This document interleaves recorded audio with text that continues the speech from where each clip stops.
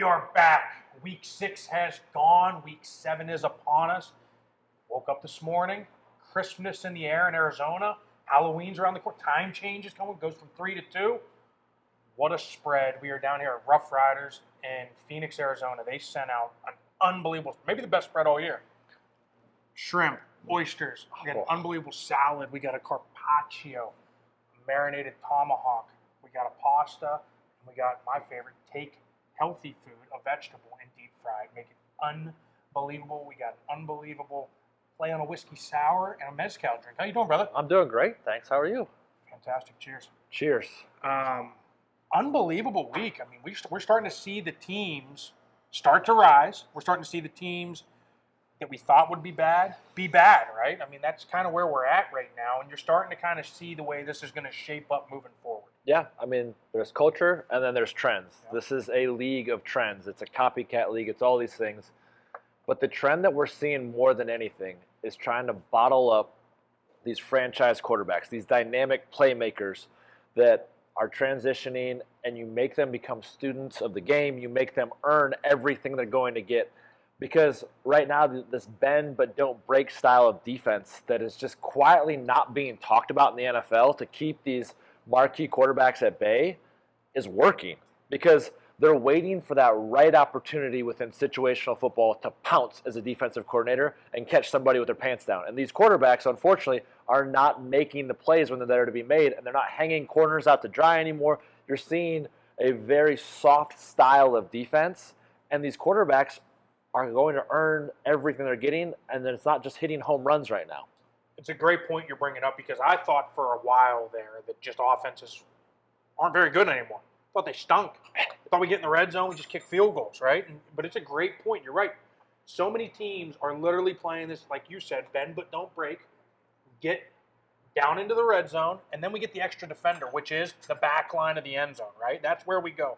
And now we play a little bit of coverage. Now maybe we get a little bit more aggressive. Now we come after you a little bit, make a quarterback make a play, and we're starting to see that is the new trend among defensive coordinators. I think it's a very interesting point. I also think that in so many cases, offenses get down the red zone and they don't have an identity anymore. I think you get in the red zone, and what we used to do of draws and hammer the run game, short passes, play, whatever it is now, I think now you start to get all these trick plays. And then guess what happens?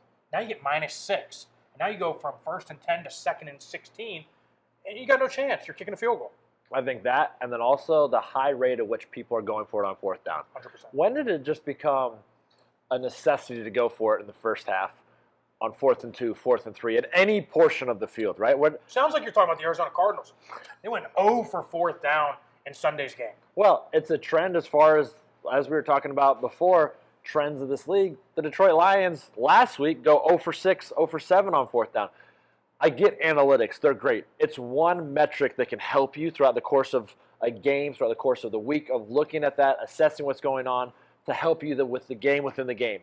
But analytics right now is taking over a sport that has no business as having as much of an impact on it as it's having. Because, again, I'm kicking field goals. I'm taking every single point I can get in the first half because they all add up. And you're sitting there in the 4th quarter and you're saying, man, I wish I would have had the 3 points, the 6 points, the 9 points that you could have had in the first half to put you in a position to win in the second half. And, I mean, that was one of the BA's greatest statements, right? He used to always say, you play the first half to see what you need to do in the second half to go win a football game. Some of these teams are losing games in the first half right now. 100%. I agree. I mean, it's been wild to watch. I think there's a lot of these teams that wish in the red zone they had Antonio Brown of 2011, which brings us to our next point, right?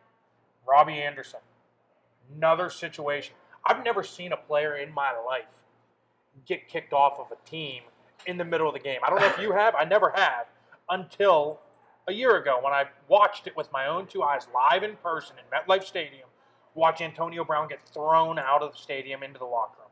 Ends up catching a cab or an Uber to New York City doing his thing. God bless him. Great teammate. When I was with him, I've been around him. I love the guy. He worked his tail off, but here we are. We have another situation. Robbie Anderson. Rumors are he's on the trade block going into the week, right? So that obviously can't bode well for his psyche and his mental awareness of what's going on, right? Something happens in the game, he faces a little adversity. Steve Wilkes, first day on the job, basically, as head coach of the Carolina Panthers after Matt Rule's firing. Boom, you're out of here. Sends him back. Don't know if he caught a cab to New York City.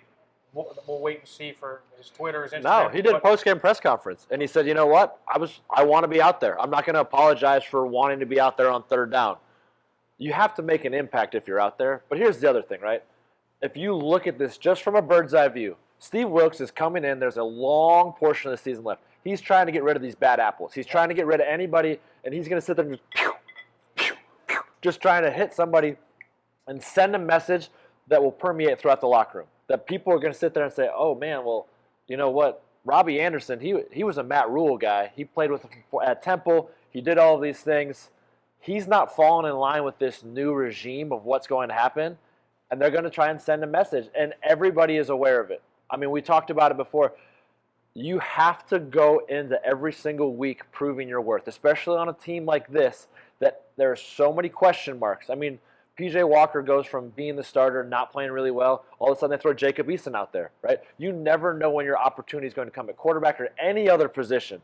And with a head coach like Steve Wilkes, who you played for, right, he's also getting another opportunity to say, hey, can he put his thumbprint on this organization to head them in the right direction when there is a lot of turmoil going on? The easiest way to do it, let Robbie Anderson know you want to be out there, you have to show me that you can earn it on first and second down. I know Steve very well, and obviously got to play for him and saw the way he operated as a head coach. And I know one thing, he's a very, very big person when it comes to the small things, right? He's very big on focusing on the small things because he believes the small things lead to bigger things, right?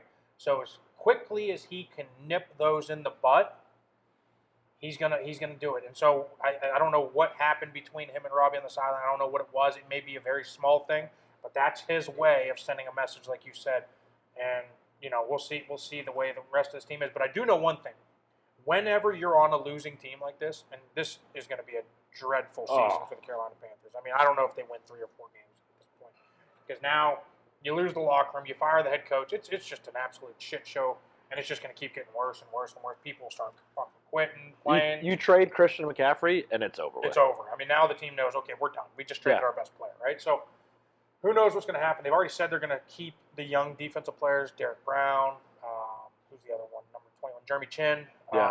Some of the young guys that they've drafted have become really good players on defense. No Luke Kuechly's, though, on that defense. No, they don't have that. But they do got some good players. They're good up front, and they definitely have the talent on defense. They just are going nowhere on offense.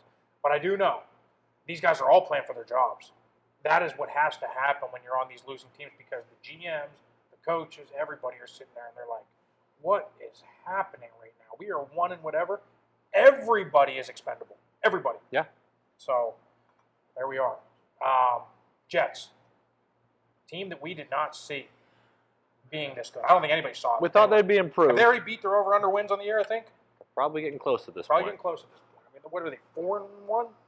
4-2? 4-2. 4-2, right? So Sauce Gardner goes in against the Green Bay Packers and rocks the cheesehead.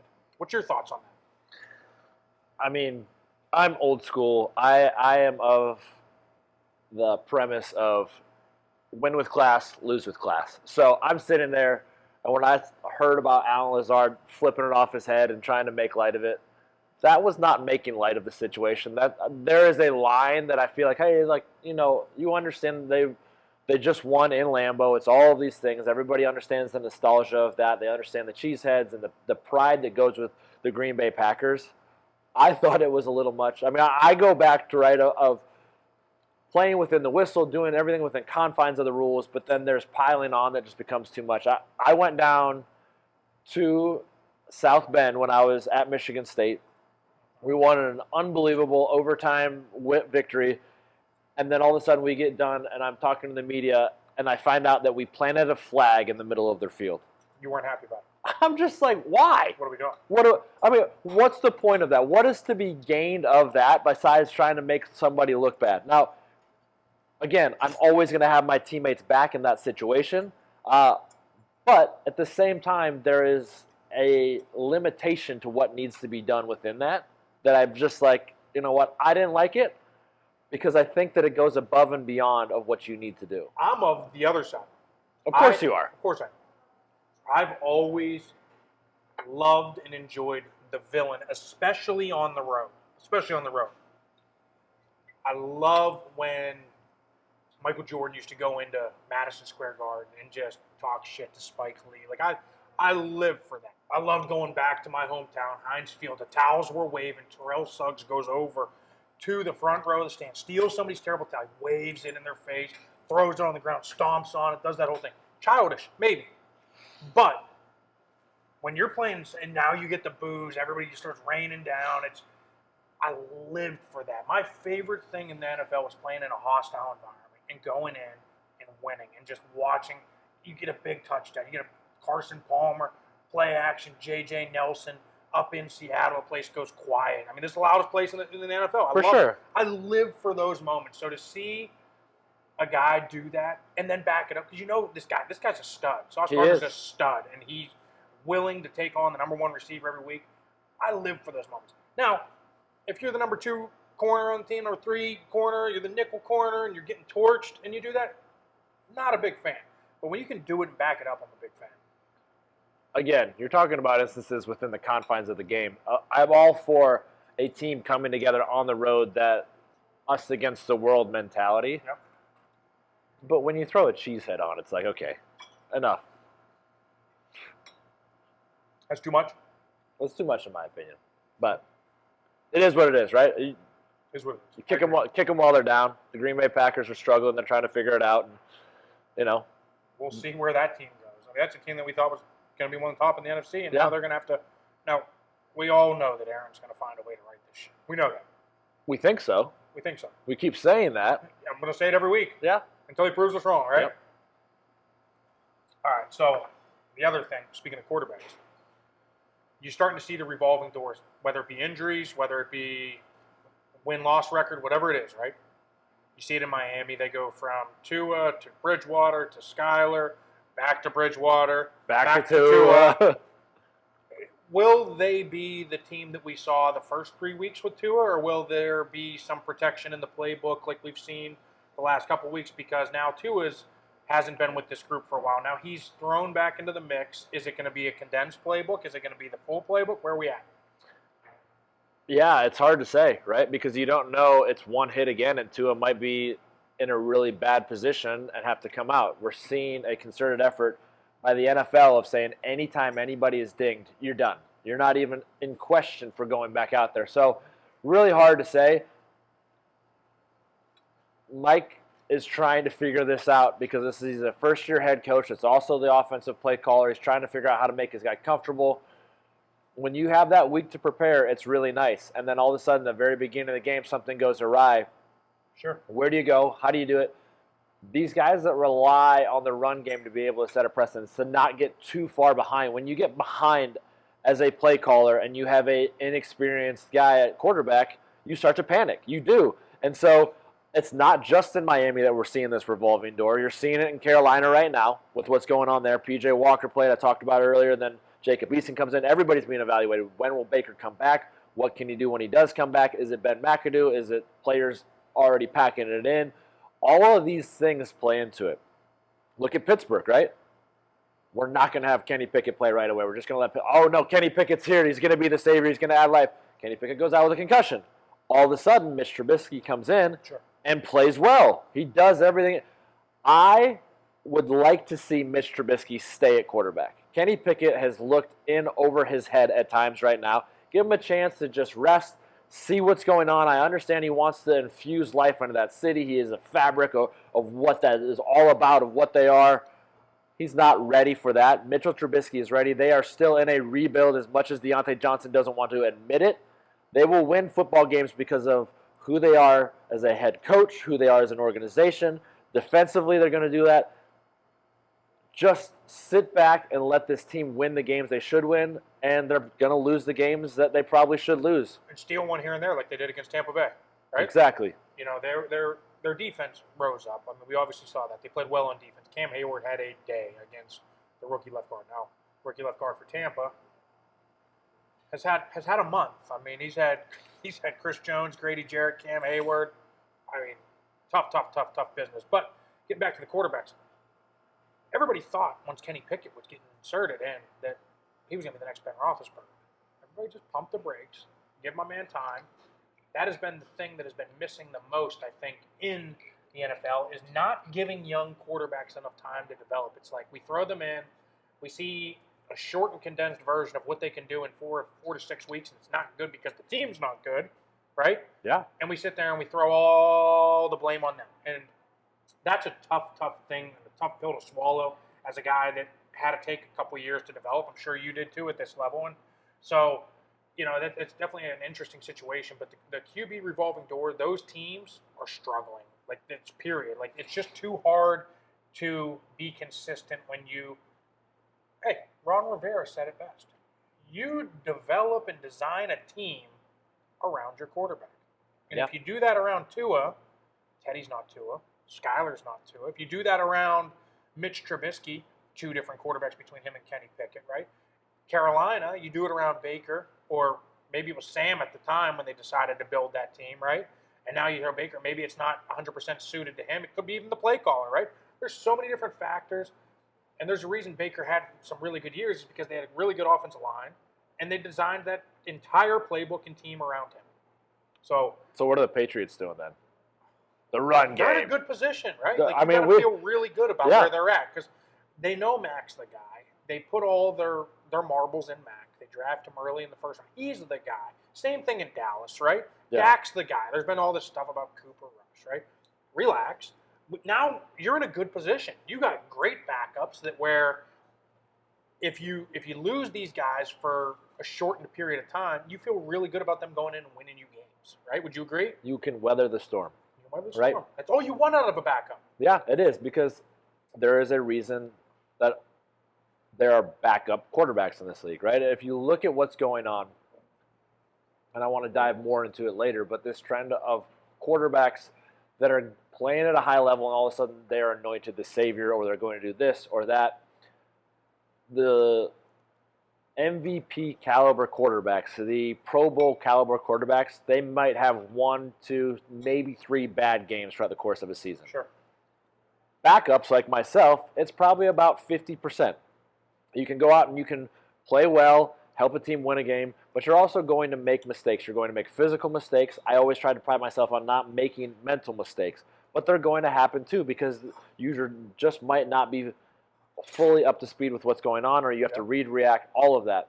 So in saying that, the difference between a Cooper Rush right now versus a Dak Prescott is those things right there. The sample size might not show itself. The longevity of the season will start to reveal itself. 100%. I've always said that, man. The more tape you have on somebody, the more you can study. Yep. Right? And it doesn't matter what position it is. I don't know if everybody realizes that. Everybody thinks, okay, like all we do is pick up tendencies on quarterbacks. Hell no, right? Like this left tackle, he always throws his hands on his third kick. You don't know that for the first 2 games, but now you get a sample size of 4 games, 5 games, 6 games, and now we can time it up. Okay, on this third kick, he's throwing his hands. Now we time our move, right? Same thing inside, right? Like the center doesn't throw his left hand. Perfect. Let's attack there, down the middle, and work our move, right? Whatever it is, could be corners. Always jump in the cover 2. He's always jumping the flat. Okay, now we can bait him into something, right? The safety doesn't get wide enough in cover 2.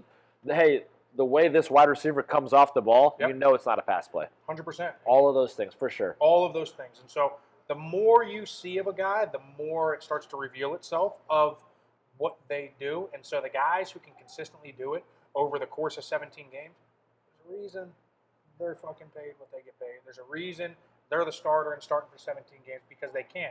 You put Cooper Rush in a 17-game season, will he have the same success? Who knows? But man, you're damn glad you're getting that out of him and any of the other guys that are stepping in for a short period of time and being able to weather the storm.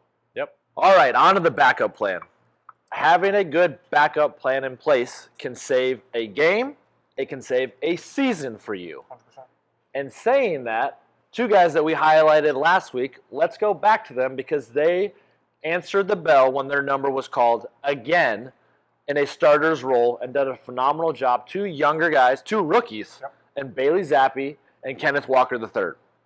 I think it's a great point to bring up because Kenneth Walker, I think, is being exactly who they expected him to be. Not many people were relying, I guess, on him to start the season because you had Rashad Penny, and you felt really good about where he was coming off of the success he had last year and early in the season, right? Kenneth Walker has stepped up. I mean, he looked incredible. I know he's a Michigan State guy, so I know you got a little bias. You feel real good about it, but man, does he look good. He looks really, really good. He's running well. He's seeing things well. He's making the right cuts. He's breaking tackles. He's doing everything you want out of a running back, and he's running like a Seattle running back. I mean, that's what you've come to know with Marshawn and Chris Carson and guys like that, right? And so he's doing a phenomenal job. Bailey Zappi, he's doing exactly what you want him to do. He's just not losing the games. Threw for over 300 yards on Sunday. 100%. He's doing great things. There's no question. He's out there slinging it. He's doing things. But more importantly than that, what's he doing? He's protecting the football. That is the biggest thing. As a backup quarterback, that is all you want. You just don't want your guy to come in and throw 2 picks. You don't want him to not get the ball out on time, and now he's sitting back there, and now your tackle gets beat late, and your arm gets swiped, and it's a fumble, and they recover on your own 12, right? Like, you can't have those things out of a backup quarterback. You just want him to be efficient.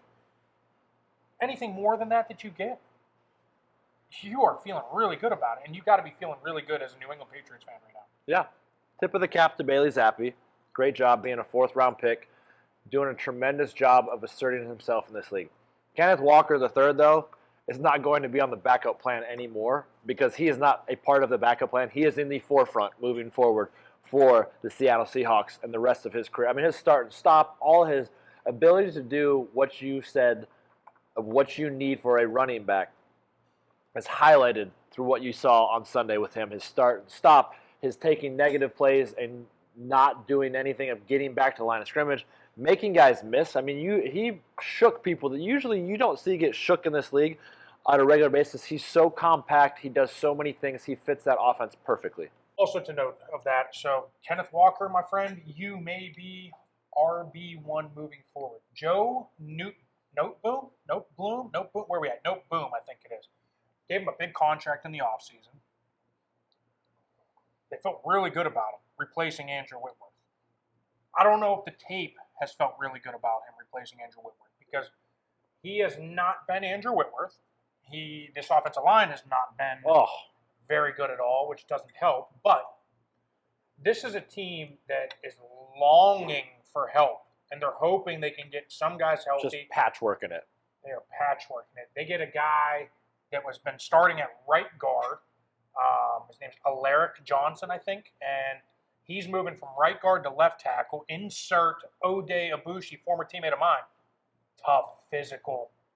Mid-game, and does a great job. I mean, honestly, he's a pro's pro.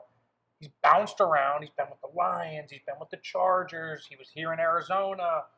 He's been some places, but he's a kid out of Virginia. He's 6'5". He's 3'10". Smart guy. Smart. Virginia guys are smart guys. 100%. And you know he's going to be able to go in and play. But again, he's coming off an ACL. But I like this move. I like inserting him because O'Day is going to bring some some physicalness to that group, which they've been lacking. And hopefully they can start getting healthy and make a run. Don't know your thoughts on that, on the loss of Noteboom. But I think you lose a left tackle, even if he was not living up to expectation. He's at least there. You know what you're getting out of him at this point in the season. It's just hard. I'm curious to know of how hard is it to go from right guard to left tackle in the midst of a game. You're seeing it a lot. Some of these backup guys who are guard tackle guys, I don't think people understand how hard it is to take reps in practice at left guard, left tackle, right guard, right tackle. Some of these guys are 5-position guys. They can insert at center if need be, right? My best way to equate this, right, is if you go from right guard, you've been sitting in this stance. Now, again, I don't know what his natural position is, but again, he's been playing right guard, so he's used to that. It would be like wiping your ass for 20 years with your right hand and then saying, hey, man, we just broke our hand, so now we got to do it with our left hand. It's a lot harder than people think. So you're going to watch this, and it may be a great move. Who knows? But I think it's a lot tougher than people think. And like I said, these backup swing positions, especially on the offensive line, because you can only dress 7 on game day, Now I think it's 8 with the new rules after COVID, but it's so tough because these guys are literally taking in a 10-play period. They're going in for 2 plays at left guard, 2 plays at right guard, 2 plays at left tackle, 2 plays at right tackle, just spelling everybody, but getting just a little piece of the playbook, a little piece of the reps with the group. And now you're being asked to now settle in at 1. It's going to be tough. It's going to be a tough ask. One guy that comes to mind is Earl Watford. He did it. He was a guard, freak athlete. He plays right tackle, starts 2 games for us. What year was that? 2015. 2015, right? Goes and plays right tackle and plays it unbelievably well for a short period of time. Now, he's not a tackle. He made his living in his career of it as a guard, interior guy, tried to play center, tried to do some different things, right? Athleticism matters, but it'll only take you so far. 100%. Yeah, there's no question about that, especially at left tackle, because guess what you're seeing every week? You're seeing freakazoids. You're seeing the best this league has to offer at rushing the passer. And they're specialists now, right? Like it's not like there's just like, oh man, we got to play the Indianapolis Colts this week, and Dwight Freeney and Robert Mathis are coming.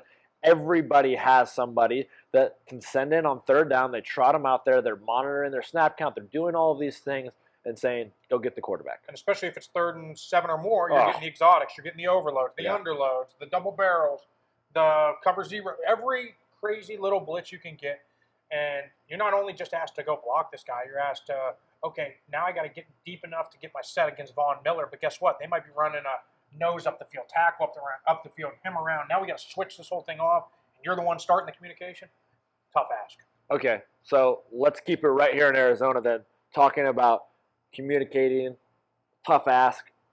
Rodney Hudson, Pro Bowl center, goes out. Sean Harlow, who played center last year, had some struggles, went in this past Sunday because Rodney, who knows where he's at with his knee, he's aging, he talked about retirement, all of these things, right? What is that like for an offensive line of going from a veteran present, a guy that makes every call, that sees everything, that understands everything, that the flow is smooth, the transition smooth, to now Sean Harlow comes in, who has been a backup the majority of his career, has played guard, he's played center, he's done all these things. There has to be some things that get transitioned a little bit differently from him of what's going on, and we're seeing it within the structure of this offense. I can't talk about it enough. Everybody has their own communication. Like, it's without fail. Like, if I'm in at center and I go out and somebody else comes in at center, he's going to talk differently than I am. He's going to see things differently than I am. Rodney has been the field general for that group for years now. I mean, 3 years I think he's been here now. And so he's the one controlling. He's the one that all the guys are used to communicate. Sean Harlow goes in. He may not be privy because he's not getting all the same communication talks. These guys have their little 5-person communications. Hey, how are we going to handle this? What are we going to talk about on this? How are we going to identify this? How are we going to see this? And it's not including sometimes. It may be when Sean Harlow and the backup group is running the scout team versus the defense. So you're not privy to all this information. There's so many things that people don't understand. And now he goes in the game, and he may not see it exactly the way Rodney has seen it for 10, 11 years. He knows everything. He's seen everything, right? And so he can get these guys the right thing. He can get them out of things. He can help Kyler. That's something that you will not get from Sean Harlow. I guarantee you he does not have the overriding factor to sit there and be like, hey, Kyler, get us out of that, right? That on top of the physical component of it. And then you throw the physical component in. There's a reason he's a backup. There's a reason he's a backup swing. He's went in at guard. He's went in at center. He's went in all these different things. And it's so hard. It's a tough ask. The guys that are able to go in there and play like a starter usually end up becoming a starter at some point. Or hold their own, right? Or hold their own, Yeah. right? And then now that's what gets you noticed. That gets you another contract. That gets you this. When you go in there and you get pushed into the backfield and leg whip your running back 7 yards in the backfield, tough ask. Especially now, granted, Al Woods is a freaking monster in Seattle. I get that. But you're expected. You're expected to perform, and they expect you to perform. And 9 points in Sunday's game with all that talent on offense? Well, they can't even take credit for 6 of them because the blocked punt also leads you to believe. And mind you, that puts them at 3 points in the first quarter on the year. So the Arizona Cardinals will get it figured out, hopefully. I mean, they've got so much money invested in that offense. They've got so much money invested in their quarterback, and now they're getting DeAndre Hopkins back. Which is a huge get. But here's the real question. Teams that are 2-4 right now, where's their percentage right now? Less than 10% to make the playoffs? Yeah, I don't know. I mean, I would have to imagine. Because now, if you think about it, you want to get to 11 wins, basically, to make the playoffs. That's where you got to feel good, yeah. That's the threshold. You got to feel good to get to 11 now. We're 2-4 through 6 weeks, right? You got 11 games left. You got to reel off 9 of 11? I don't see it. I don't see it. So these teams that are 2-4, good luck. I just don't see it. Well, there's an emphasis on winning. Where? Around the league? Yes. I agree with that. But, man, it's a lot easier said than done to win in this league, I promise. Well, it just depends where your focus are, which can lead us now into between the lines. Perfect. Bill Belichick obviously has reinvented himself. Josh McDaniels leaves. How are they going to be? Who's their offensive coordinator? Who's doing all of these things? He is just hunkered down. He is so secure in who he is, how he wants to approach things. This is what he had to say. I spoke with Robert about it. Robert and I talked about it a couple times, and was planning to go, but in the end, it just was too much at the end of the week, and both decided the best thing for me to do was to try to get ready to beat Cleveland, and we'll celebrate at another time. But very happy for Robert and Dana, and I heard it was a really special night.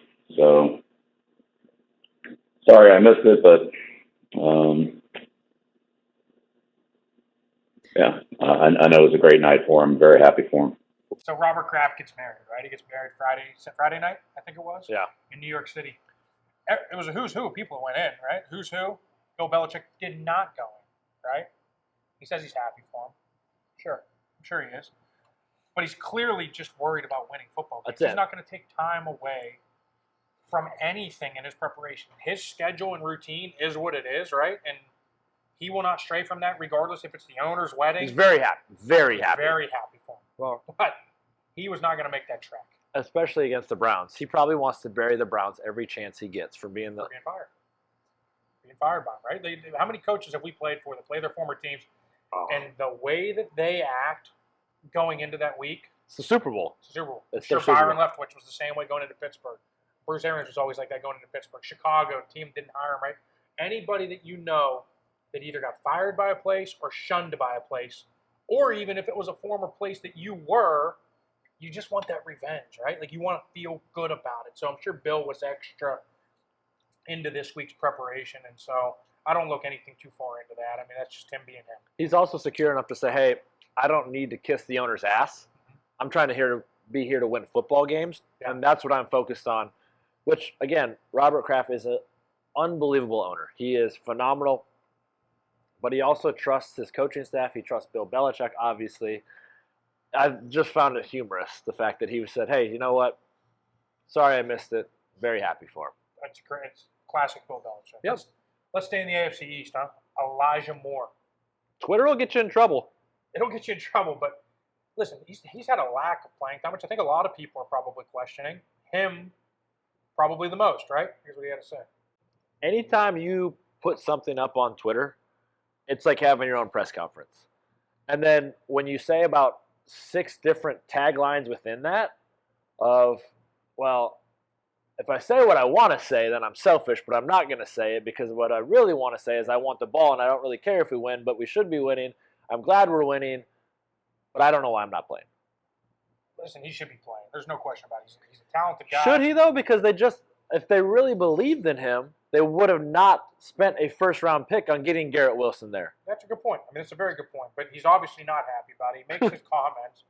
And what's the best way to say this, right? Like, I mean, every time I've said, hey, let's be honest. Like, am I really going to be honest, or am I going to be a prick here? Yeah. Like, or, hey, I'm not trying to be a dick here. I'm usually trying to be a dick, right? Yeah. Like, at the end of the day, right? So, typically what he's saying here, and he goes into his little Twitter rant, he says all these things. Well, listen, I'm not going to be selfish. Well, guess what he's saying? He's going to be selfish. He's going to say, listen, like, why the fuck am I not playing, right? Yeah. So, it's such a thing when you air your dirty laundry in the NFL because the coaches see it, the GM sees it, the owners see it, everybody sees it. It's just not a good look. Just the less bridges you can burn, the less you can be that guy. If you just shut your mouth, go to work, put your hard hat on. I know it's such a cliche saying. That's literally how I stayed in the league for 12 years. That's the 'Cause one I felt position, like I got screwed a lot. I felt like I got screwed a lot. That's the one position, though, that you need to have targets and catch the ball to make a difference and feel like you're doing something, right? If you look at any other position, right, you can stay within the framework of it and feel like you're contributing to the offense, to the defense, to special teams. If you're not getting targets, if you're not getting the ball, you're unhappy as a wide receiver. That's just the fact of the matter. When you play in this league, if you don't get the ball thrown at you, you can't make plays. And I don't care who you are. These guys are good because they expect to be good, because they expect the ball, because at Ole Miss you were the guy, because you're in New York and everybody wants to come sit there and poke the bear and say, well, you're not getting your targets, but you guys are winning. Are you okay with that? Yeah, there's no doubt about that. But I think it's just one of those things you just, as long as you're getting your paycheck signed by an NFL team, you just got to shut your fucking mouth. Maybe he wants to get traded. Maybe you can force a trade. You know, Maybe. There's a GM/quarterback out there looking for trade opportunities right now. Yeah. This is what Aaron Rodgers had to say on Sunday. To be a successful team, there's the possibility if certain guys emerge of us having a chance to make a run. I know Brian believes the same thing, but if there's an opportunity, I would expect that Brian will be in the mix. Classic Aaron, right? When he's not happy, he wants to get things the way he wants. He's the things. puppet master. Yeah, 100%. He's always pulling the strings. He said a couple years ago that he wanted to be more involved in decision making. Now he's a big part of decision making. Well, guess what? They're not winning games. He's not thrilled with what's happening at the skill position. He's obviously said it over and over again that he loves his two-headed monster and running back, and he's doing everything he can to get them the ball. But he sure wants to throw the ball to a receiver. And so, by him saying that, if there's a trade opportunity, I expect the Packers to go make it. He expects the Packers to go make a trade. If I had to guess, sometime in the next, when's the trade deadline up? Probably the next 4 weeks. Yeah.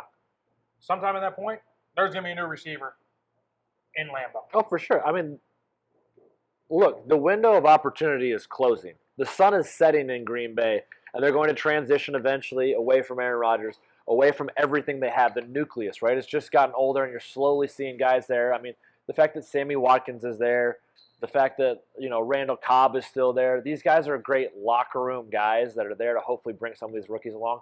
But they're in this weird situation where they don't have a true playmaker. Allen Lazard is not a number one wide receiver. He wasn't going to just come back and all of a sudden be the savior for them as far as what they need offensively. They let a lot of pieces leave. It wasn't just the fact that Devontae Adams left. They also let Marquez Valdez-Scantling leave, right? They let a lot of pieces of this offense go away, and now they're sitting there saying, okay, well, we need to simplify things because we need to do this, and we're too complex. We're trying to ask too much and all of this. They need a veteran presence to kind of come in there, and there's plenty of guys. Is Odell going to be the guy? Odell's not going there. God. Where do you think he's going? He's going, ask Jalen Ramsey. He's going back to the Rams. Who knows? I mean, again, he would be a difference maker for them. Does he go down to Tampa? He's not going to a team that doesn't have a legit chance of winning a Super Bowl. I can promise you that. Because he wants to get back there again. Who knows what that team looks like, and he's still got some time to decide. Yeah. Let's stay in the NFC. Dak Prescott supposed to be coming back this coming week, right? He's supposed to be coming back as long as he can spin it, as long as he can do all the things. The thumb's hard, though, depending on the break and all that. Being able to have pressure where you need to be able to apply it correctly and use, have some really good dexterity on what you need to do to get pressure there is so important for accuracy. Knowledge you only get from a quarterback.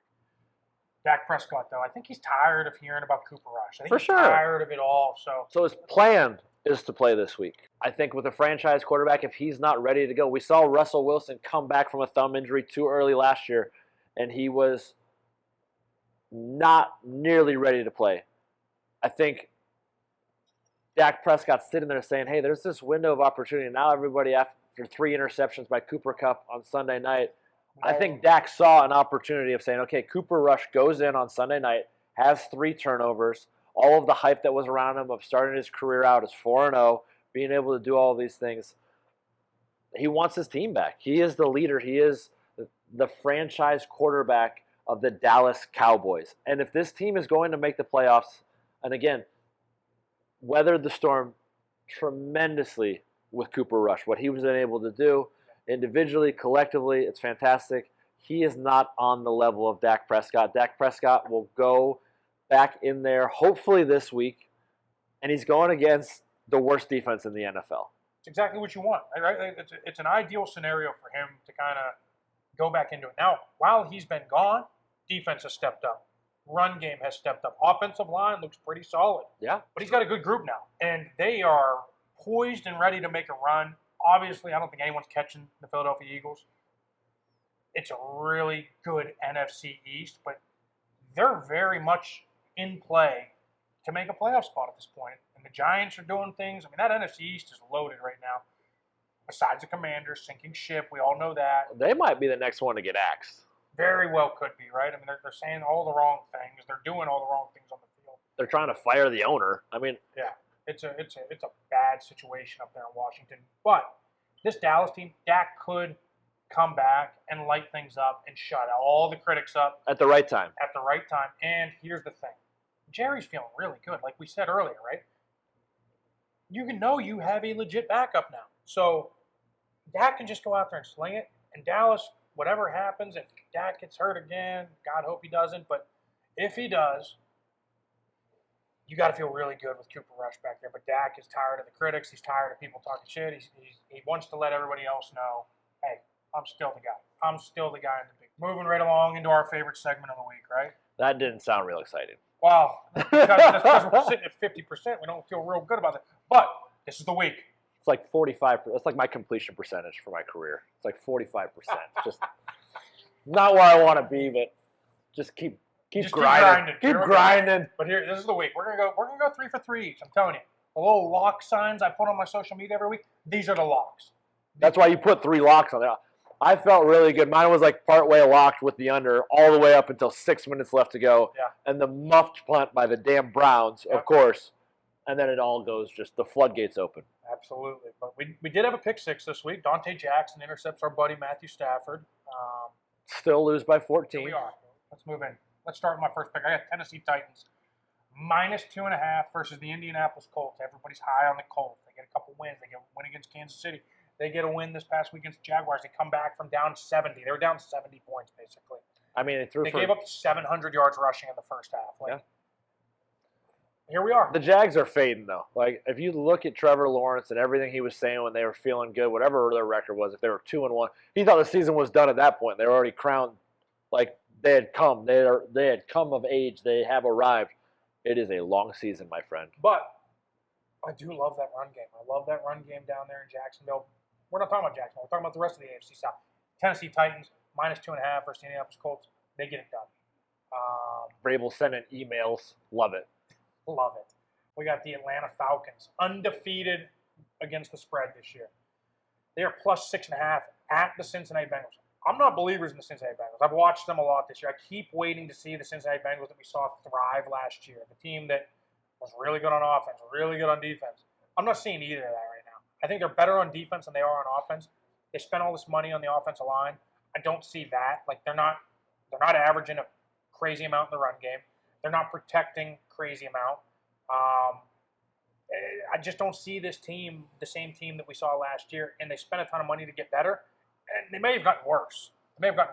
Falcons tied for the division lead right now in the NFC South. Our division lead, and man, that run game is awesome.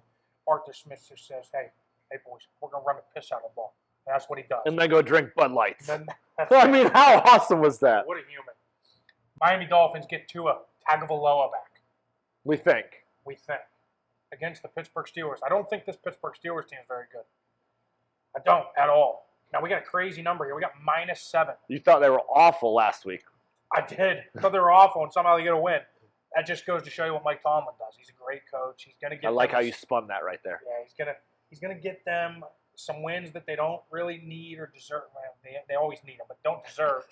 And here we are. We're down in Miami next week. -7. The return of Tua. It could be a blowout. I feel real good about this. I don't like it. Okay. Let's hear what you got. All right, well, we're going to start at the place that you love most of all for the run game, San Francisco 49ers after they lost. Look, when you go East Coast back-to-back weeks, it's hard. Not to mention 1 o'clock. Yeah, I mean, it's hard.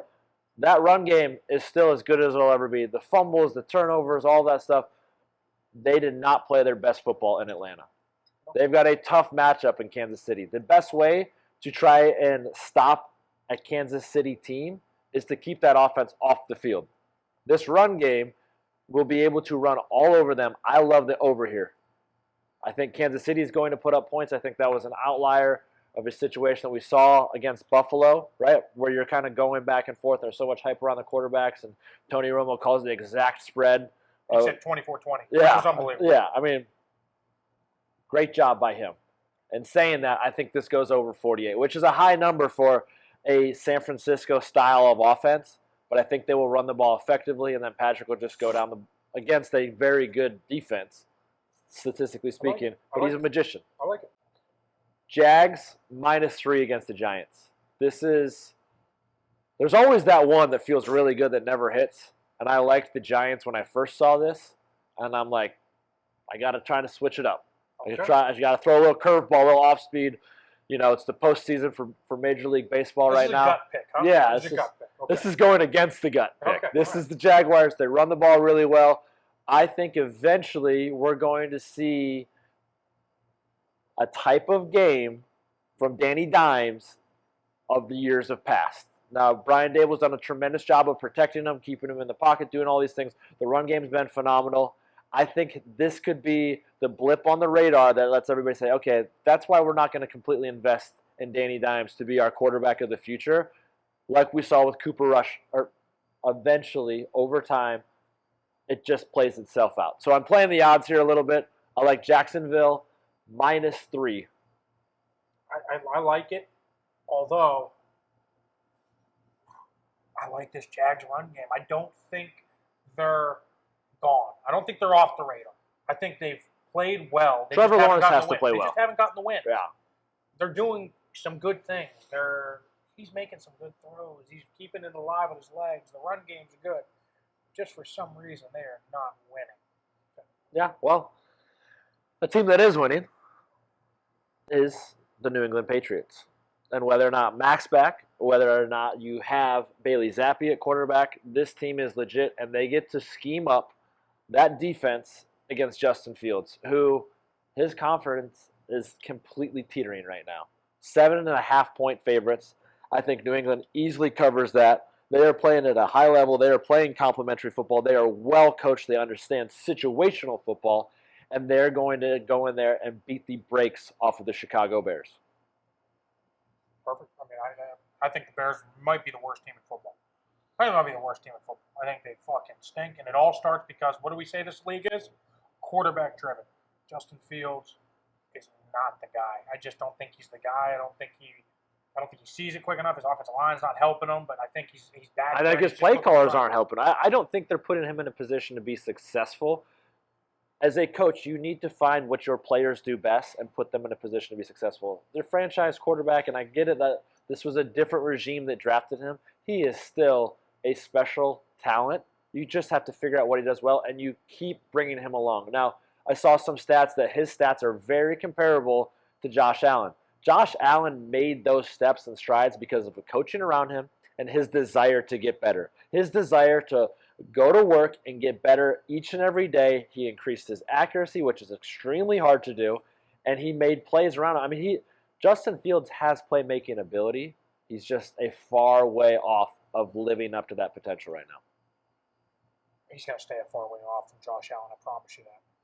I'm just comparing. I'm just telling you know, I don't know much about the quarterback play. That's where I leave. You can skew stats. You can make stats say whatever you want to say and feel really good about it. Same thing with analytics on fourth down calls. Analytics stinks. Just like the Chicago Bears. Hey, what a show, huh? What a good show. I feel What's some real delicious good about food? The food was unbelievable. Thank you so much to Rough Riders. They did a fantastic job. The spread was unbelievable.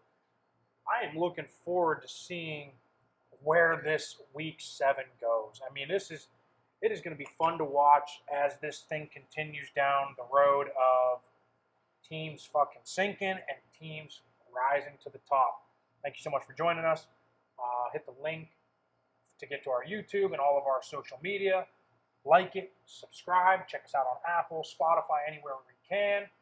Cheers, brother. Cheers.